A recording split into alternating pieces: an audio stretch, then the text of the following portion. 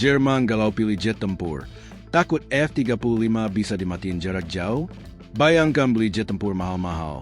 Tapi ada saklar darurat yang bisa bikin pesawat tiba-tiba auto shutdown kalau nggak nurut sama yang jual.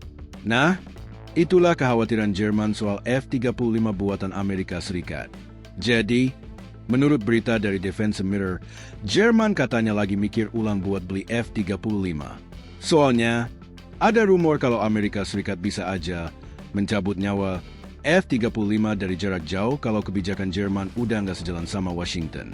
Wajar sih, mereka jadi galau, apalagi setelah Amerika Serikat tiba-tiba nekat bantuan militer ke Ukraina dan menghentikan data intelijen. Karena ketakutan ini, Airbus langsung gaspol nawarin Aerofighter tipuan Tranche 5. Katanya, jet ini punya teknologi yang gak kalah canggih dari pesawat generasi kelima dan, yang paling penting, gak ada tombol off yang dikendalikan negara lain.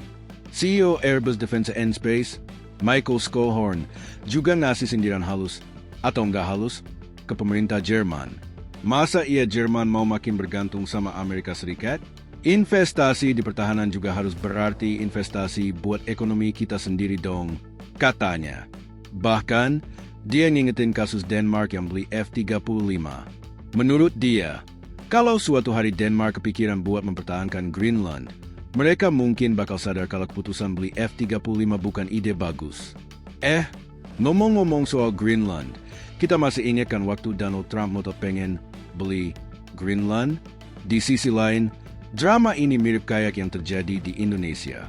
Dulu, Indonesia juga sempat pengen beli 48 unit F-35 dari Amerika Serikat buat modernisasi angkatan udara. Bahkan, pada 2022, Indonesia udah tanda tangan MOU dengan Lockheed Martin. Tapi entah kenapa, kesepakatan itu sampai sekarang masih ngambang.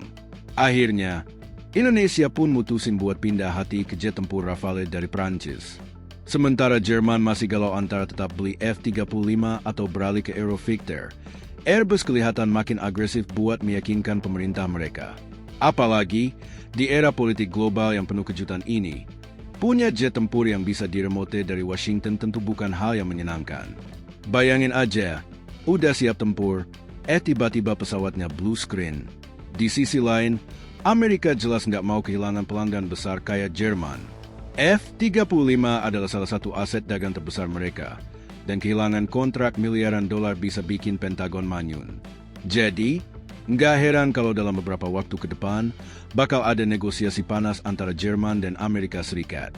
Sementara itu, kalau Jerman akhirnya batal beli F-35, bisa jadi negara-negara Eropa lainnya mulai berpikir ulang juga.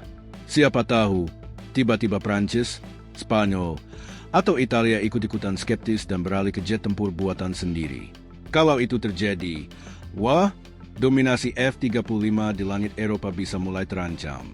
Tapi ya, semua ini masih sebatas spekulasi. Yang jelas, keputusan Jerman nanti bakal punya dampak besar, bukan cuma buat mereka, tapi juga buat NATO dan negara-negara sekutu lainnya.